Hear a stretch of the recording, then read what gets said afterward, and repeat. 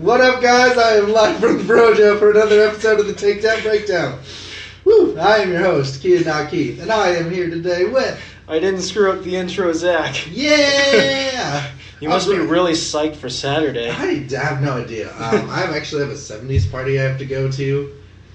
My mom's friend is turning 70, and she's like super cool shit. She's like, we're having a 70s party. Okay, like, so it is a 70s party then. Yeah, she's like turning 70, and she wants like everyone to dress in 70s shit. And I'm like, I don't have 70s shit. What am I supposed to wear? Just dress like Eric Foreman or something. Yeah, I said I was like, I could get like super high and then just come to your party, be like, burr, burr, burr, burr, 70s. Burn! No, so we got a few news stories. One of the news stories first being.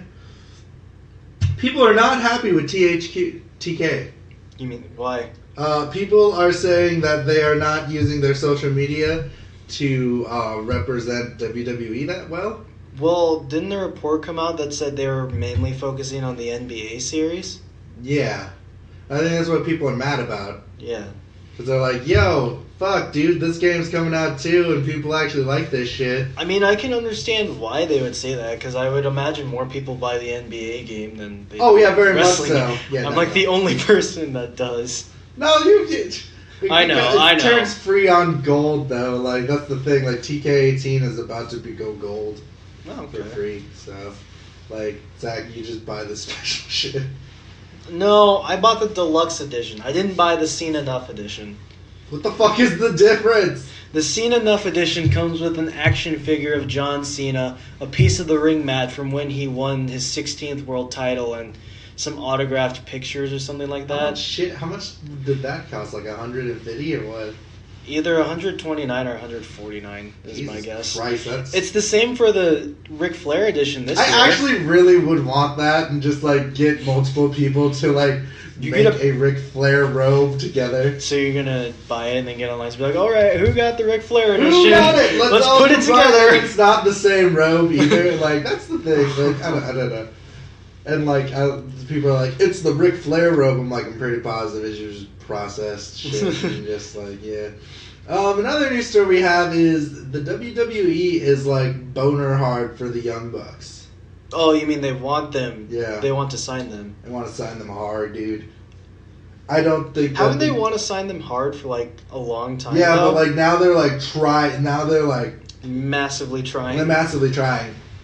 I don't think it would be good for the Young Bucks. Maybe in NXT. I don't think. If they did, well, shouldn't be relegated to 205 Live. I do not think the WWE really knows. Well, there are also people that say WWE is not big on tag teams, at least on the main roster. Oh yeah, very much. I don't believe they are. Look at what they did with like AOP and all them. To me, the Young Bucks would just stick out like a sore thumb. Don't you think? I feel they would just fail. Yeah. Well, you know, sometimes tag teams have ceilings in WWE. I don't know. Who knows? Don't they also really want to sign Kenny Omega too? They do. They want those. Like they want the entire elite or something. They want Cody back as well. I bet. I don't know. Yeah, I don't know, man. It's weird. Yeah, I don't get it. It's. I don't know. I don't want the WWE. Okay, to be honest, they need to be careful signing too much of these talents that are massively over, because they've already got a lot in both NXT and the main roster, so they risk being lost in the shuffle. Well, in general, like, I think they would do perfectly fine in NXT, but, like, that's the thing. Like, once they're out of NXT, everyone that has been really fucking... That could segue into our hot take. Awesome at NXT flounders, and I have, like, 2 more news stories, but... Like, yeah, but we can come back. But, like, that's what I mean. I feel like everyone in NXT flounders. Yeah, that's the thing that really gets me about this. I'm just like, good Lord, man, come on. Yeah. Get your shit together, WWE. Yeah. And, like, that's the thing. Like, when we talk about Chris Jericho is down to be part of Impact Wrestling, like, I'm like, yeah, of course he is. Did we talk about that last week? Yeah. Okay.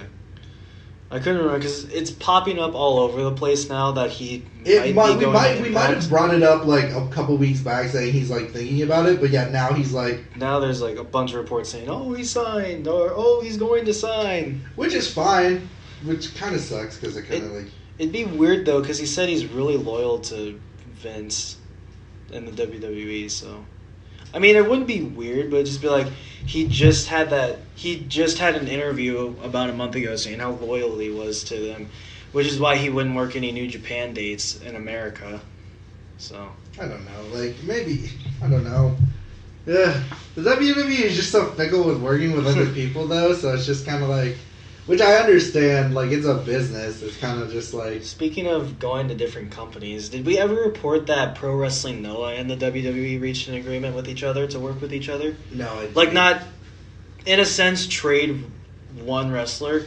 Like they're going to have Hideo Itami go to Noah for a night to face Naomichi Marufuji for his anniversary or something like that for being there. Oh, that's super cool. Yeah, so I thought that was really awesome. I don't know when that date is though. I mean that's awesome. Like I don't think the WWE rarely does that though. I feel like they did it with Christian back in like 2014, or it was either 2014 or 2015 when they had Christian go to Impact to announce one of the greatest Slammiversary moments. And in return, they got Ric Flair for the Four Horsemen induction into the Hall of Fame. Yeah, I feel like... Yeah, I don't know. I really want them to do good, but... The Bucks? Yeah, I want them... Like, I think they still just have a lot more to do in... They've done so much, though. I know, but, like, I just feel like WWE is going to have them and just... fuck them over. Like, they were holding a shit ton of tag titles at one time. At once. I do think that, like, I don't know, but, like, I think they're doing so well where they are. Like, I don't think they have to go there. No, they don't have to go there, because they have said they would probably make more money outside of WWE than they would with, because, you know, their merchandise moves a lot. Yeah. And plus, they have a lot of independent promotion bookings. So. Yeah, because they wouldn't be called the Elite. Well, no. Unless, I don't know if New Japan has trademarked that. I don't know, but like I just feel they like probably have. Yeah, because I feel like they wouldn't be able to get the Bullet Club stuff either, so. I mean, OG, BC. Yeah. Even though the Bucks are really the only OGs in that elite group. Mm-hmm. What's the next one? So, there is the, What? You're gonna get mad at me because I'm bringing up someone we brought up last week. What? That Logan Paul. What about him? Saying he could take on CM Punk and Conor McGregor. I don't know about that. In all honesty. You don't think that the Logan I mean, I know Paul... you said he is an athlete, like a collegiate wrestler. But it's a different world with MMA, isn't it? I mean, you watch more MMA than Yeah, it definitely is. This is just like, I just kind of wanted to, this is a TMZ thing, like, someone's like, he thinks, like, I could fight CM Punk, I saw him fight, and I'm like, alright, like, listen up here, man. Like, I mean, if he had training time... I don't know. Man. But then again, Punk's been training for 4 years. He's been training for MMA for 4 years. In general, though, Punk is a much more physically.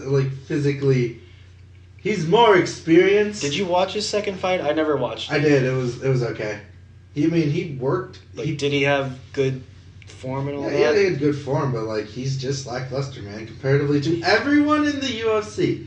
Everyone? Like, and people are like, we're Dick Kien for, like, tall and shit. I'm like, well, like, yeah.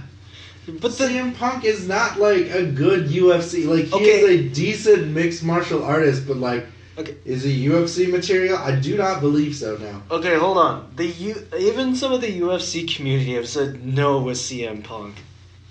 About him being good at UFC? Yeah. Yeah, no, he's not. He's, like...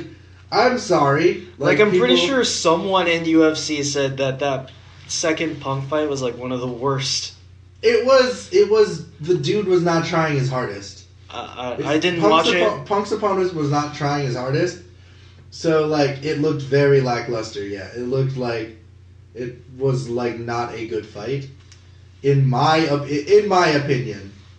Like internet, this is where I'm going to say it's my opinion that I do not think Punk fought very well.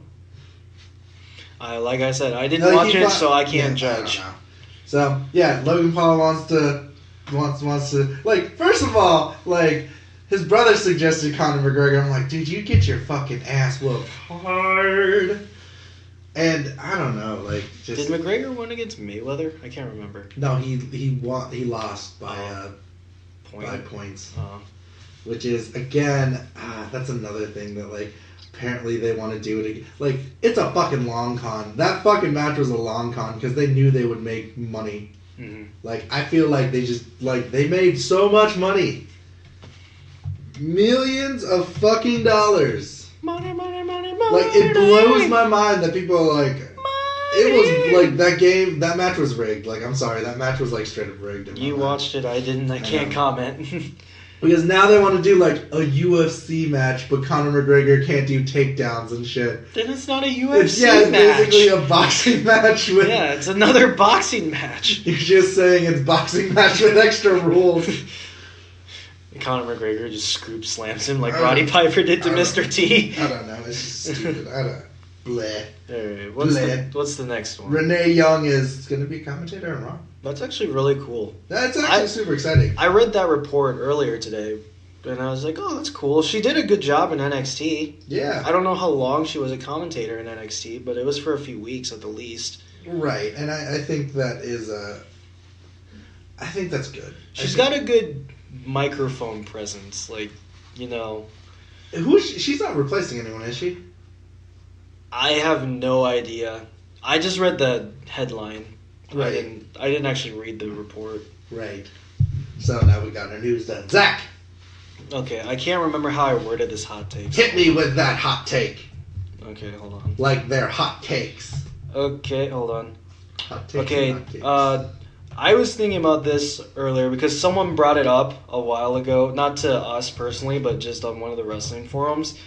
And it got me thinking, and I wanted to ask this because of our new segment. And I said, it said, and it got me thinking, do you think NXT is doing its job as a developmental brand, preparing the new guys for the main roster?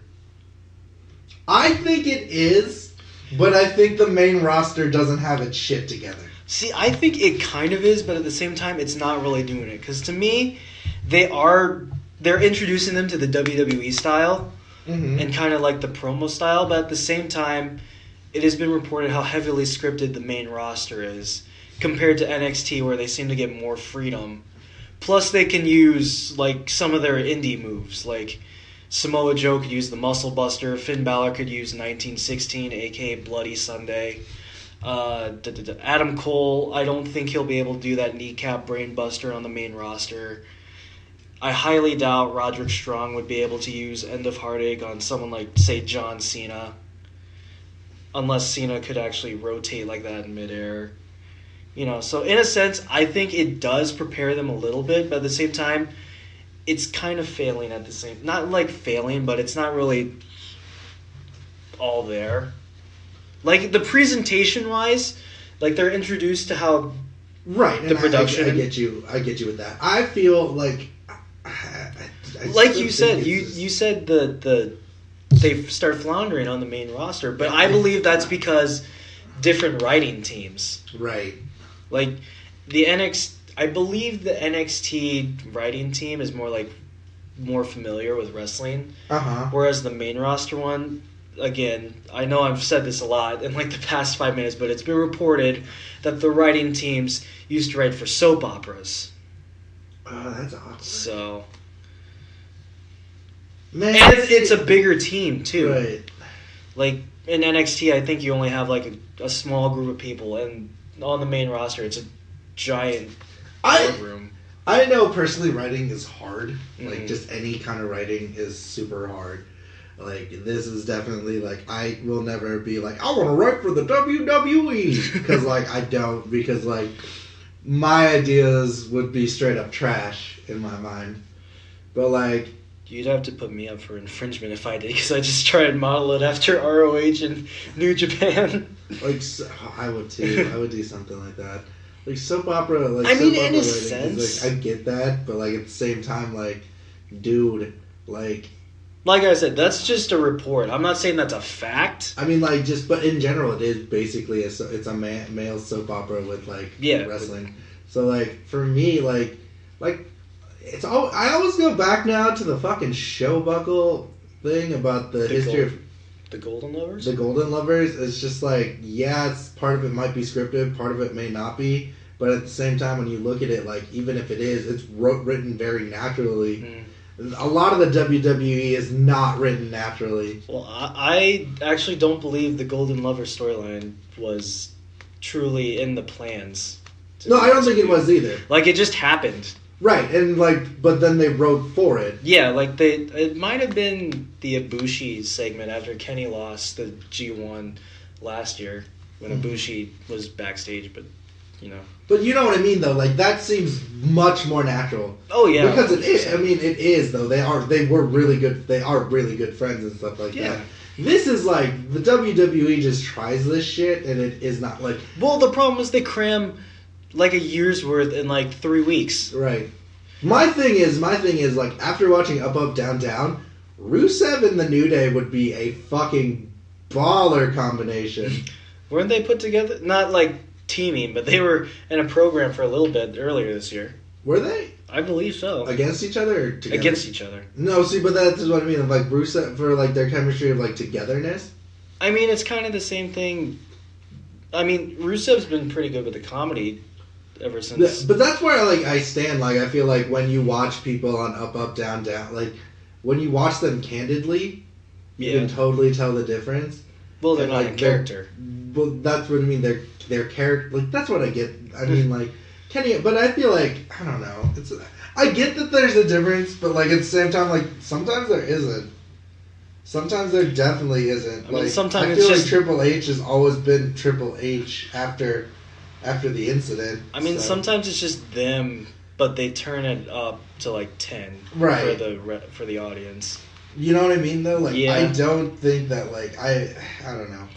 Okay, so you say yes, right? That NXT is doing its job? I believe NXT is doing its job. What I believe is that the WWE does not know how to handle people after they leave NXT. Okay. That's where I stand, at least. Like, all right. And I also put in, do you think, we have probably talked about this, but I just can't remember it. Do you think NXT, instead of being a developmental brand, should just be a third brand like ECW was in like 2006 to 2010? Oh, dude, most definitely. I totally think that it should. I totally think it should get 2 hours. Like, get them a TV deal on the new Fox deal. And I totally think it should be 2 hours. Okay, but do you want them to shake the developmental brand part of it then? And just be like, NXT! Right, I believe so. Or do like another...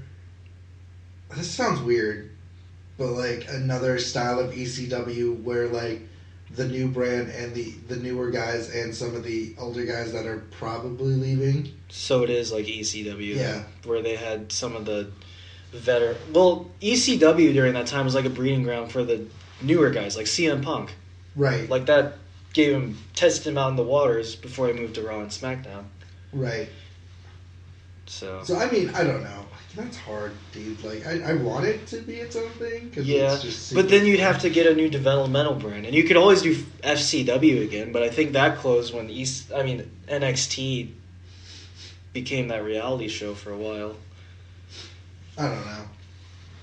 I'm just glad it's not a reality show anymore. Goddamn. But it did give us Daniel Bryan and Wade Barrett. That's good, but damn, that's so lackluster. Then we go into Raw, and Roman Reigns versus Baron Corbin as our intro. And good lord, was this boring. Boring? I did not. I actually liked it. I did not. I enjoyed it. I thought it was lame, Zach. I liked Reigns calling out Corbin for not standing up to Brock Lesnar when Kurt Angle got the F5. Yeah, well, you know.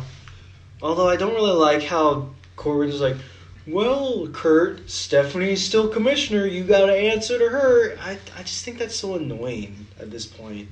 He's become a corporate. It's the authority.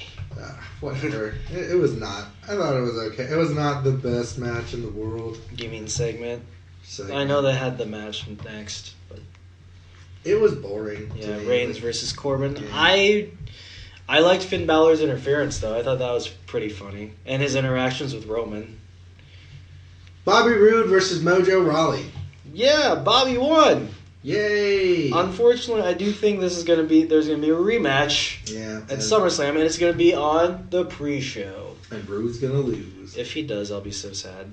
Lashley hijacks Elias's second documentary. I kind of got a chuckle out of this. this. This is actually kind of funny. I really actually did enjoy this. I thought it was, I got a chuckle out of it. Yeah, I thought it was fun. I thought it was like especially Lashley just having the crew film him doing that delayed suplex. Titus O'Neil versus Razar. Yay. Yeah, it was this another... feud's still going on. Yeah, I don't get it. They lost! Yeah, I don't They lost. Why are they still trying to go at AOP? Especially because they were squash matches! I don't know, man. I don't know. I just don't... I don't, like, real talk, though, I really do not like Authors of Pain's fucking... I don't really enjoy them either, but like, I can see the appeal. To be honest with you, when I first saw them with that look and they had the vests on, I was like, oh my god, they look like the Shield. They just look like... they just look like roided out fucking... They look like roided out fucking Resident Evil characters to me. Damn, dude. They do, like... They look like what Chris Redfield, like, they do. They, like, I don't know, it just bothers me. Plus, I was like, I just don't understand how wrestling with, like, pads and shit is, like...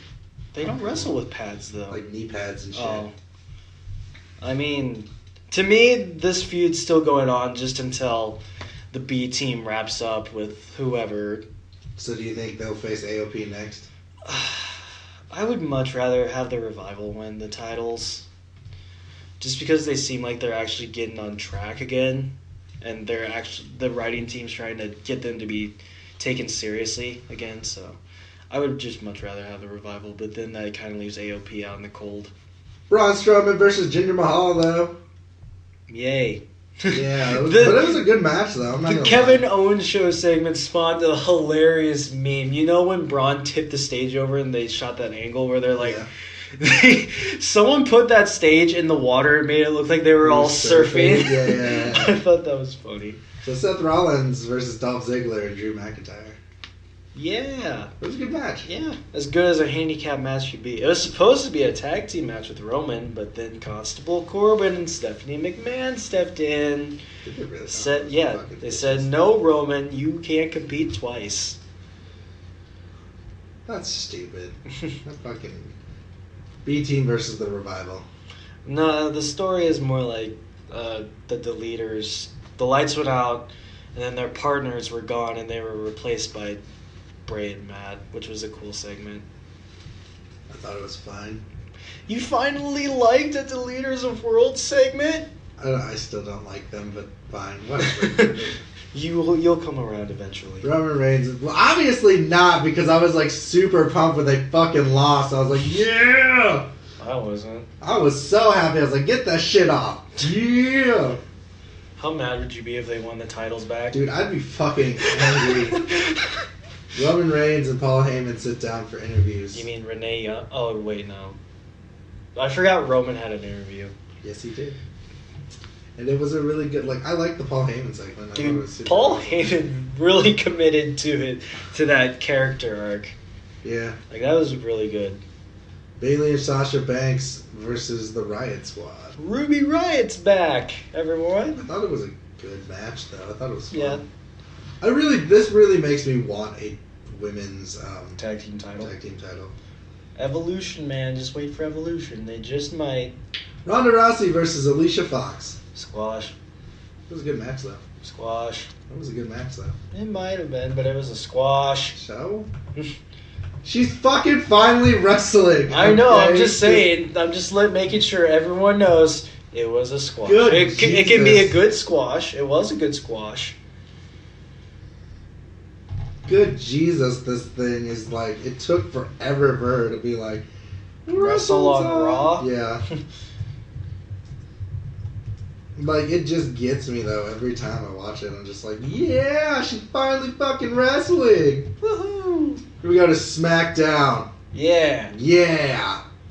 Randy Orton cuts another promo because he's angry and stuff. I still think this is... This is like the best. I love Randy Orton right now. Like, Yeah. He might have moved into my top 3 wrestlers right now just because of this whole thing. Because he's like, I get it. Like, he's not... Again, I'm seeing parallels to how Chris Jericho's been acting Right. lately. And I think that's what... I bet they probably looked at it. We need something like that. I mean, it works for Randy Orton because, again, he has a point Yeah. when people overlook him Yeah. when it comes to the better Ruthless Aggression Yeah. wrestlers. Becky Lynch and Charlotte versus the Iconics. Yeah. It was a good match, too. There is tension between Becky and Charlotte, though. Yeah, we called this, though, did we not? We Yeah. Do you think they're going to turn Becky heel at SummerSlam? I mean, I guess we can get into that on the SummerSlam predictions next week. I Yeah. certainly hope not. But Yeah, because SummerSlam isn't this week, but it's the week after, isn't it? yeah, it's in 2 weeks. Can't wait to watch that. Possibly 7 hours. I can't have a fucking overnight. God damn it. AJ Styles addresses Samoa Joe, and this was a good one, too. Yeah. This rivalry has gotten personal. Yeah. Lana versus Zelina Vega. Rematch. Once again, Aiden English cost Lana. I mean, this was a good match, though. It was better than last week's. Yeah. Rusev Day is going to split up, unfortunately, it looks like. Oh, boo. Which is, I don't know what they're supposed to do with fucking Aiden English. If they do split up, Yeah. he'd probably go to the lower mid-card again. I know. See, that's the thing. Like, this is like... Byron Saxton interviews The Miz, though. Yeah. It was a good one, though. And then Daniel Bryan came out and tried to attack him, but then he got a vase smashed over his head. I'm actually really digging them. Like, I know I kind of critiqued The Miz A while back. Yeah, but I'm actually really liking his promo work right now. I do, too. He's always been able to cut a good promo since, Yeah. like, 2009. So. Yeah, R-Truth, though. Beat down fought Shinsuke Nakamura in one of the most I'm laughing more about his promo before that. dumbest match. It wasn't dumb. Oh my What's God. funny is that while this match was going on, I was actually watching old TNA matches where he was Ron the Truth Killings and he was a former NWA champion. And I was like, wow, what a difference. Just meh, whatever. Just meh. R-Truth. I like our truth. I know, but it's just like, What's up? no. What's up? No, fuck you, Zach. What's up? This is not how this works. I hope the comment section spams you with what's up. I am the comments. captain now, Zach. I am the captain now. You were always the captain, That's though. good, I'm glad. That's good. Alright, let's do this. Bludgeon Brothers. They're back. Squash! Yes, they did. It was, okay, 3-on-2 handicap match. And they still won. Yeah. Were these jobbers? Yep. Yeah, of course they were. And then the New Day versus The Bar.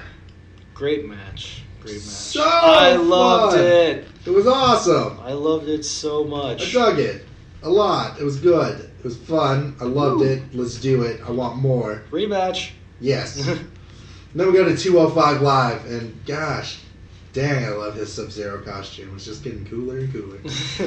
Someone said that he's getting closer to copyright infringing Naomi with the light up. No, so I think that was just someone. Lucha House Party versus Tony Nese and Buddy Murphy. Yeah, more Lucha House Party for I you, actually Kien. was fun, though. This was actually a fun match. It Yeah. felt like fresh Yeah, comparatively. I agree. But I also still do believe that, good fucking lord, you do not leave Lucha House Party all the fucking time. But they're in a feud right now. Fine! No, like, people are confused, but they don't show up all the fucking time. You mean like Cedric? Yeah. Yeah.